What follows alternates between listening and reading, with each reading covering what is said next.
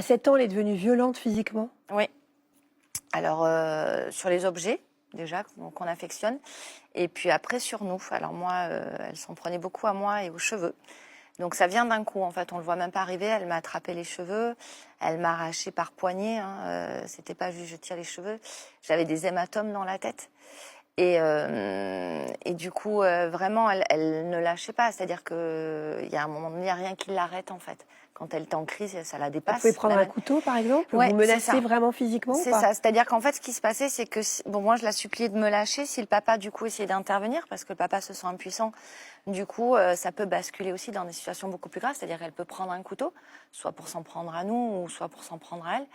Donc, dans ces moments-là, il n'y a rien à faire. Donc, je me laisse faire. Je la supplie de me lâcher.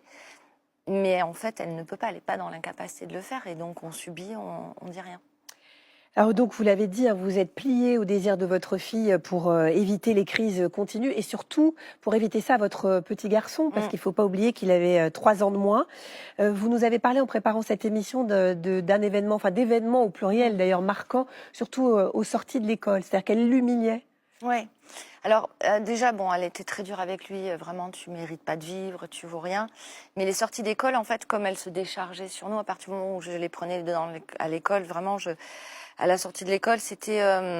voilà, si par exemple, on sortait tous les trois de la voiture, elle me disait, est-ce que tu as pris mon cartable sans me le demander? Je lui dis oui. Elle me dit, tu vas le reposer? Et là, on se dit concrètement, enfin, ça devient dingue. On se dit, bah non, je vais pas le reposer. Elle me dit, si, tu vas le reposer. Et là, en fait, vous sortez du boulot, vous avez la boule au ventre, vous voyez votre petit garçon qui a rien demandé. Là, vous le faites. Vous le faites parce que vous savez que la crise, elle va arriver et que de toute façon, vous voulez le protéger aussi, lui. Et là, vous remettez le cartable dans le coffre. Et là, il se passe un truc qui fait que vous êtes dans une telle rage, dans une telle souffrance. Vous détestez juste votre enfant pour ce qu'elle est en train de vous faire vivre.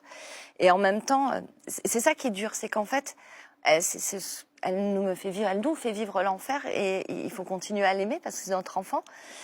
Et qu'il n'y a pas de joie ou de moments de complicité où ils sont très rares pour contrebalancer tout ce qu'on vit. Et cette lutte, c'est extrêmement douloureux pour les parents et pour une maman. Alors vous dites, quand j'allais la chercher à l'école, c'était des moments clés parce qu'elle déchargeait, parce qu'elle n'était pas comme ça à l'école. Non.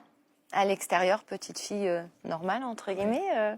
Les Très profs vous bonne disaient élève, qu'elle était super. voilà, un peu réservée, mais des copines, tout C'est allait fou. très bien. Et c'est vraiment, et nous, dès qu'on allait la chercher à l'école, voilà, on avait déjà vraiment la boule au ventre. C'était cette sensation-là.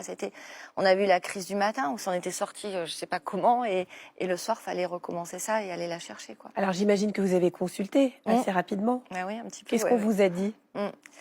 On a vu bien sûr pas mal de spécialistes, des 4 ans, donc on nous disait qu'elle était très angoissée.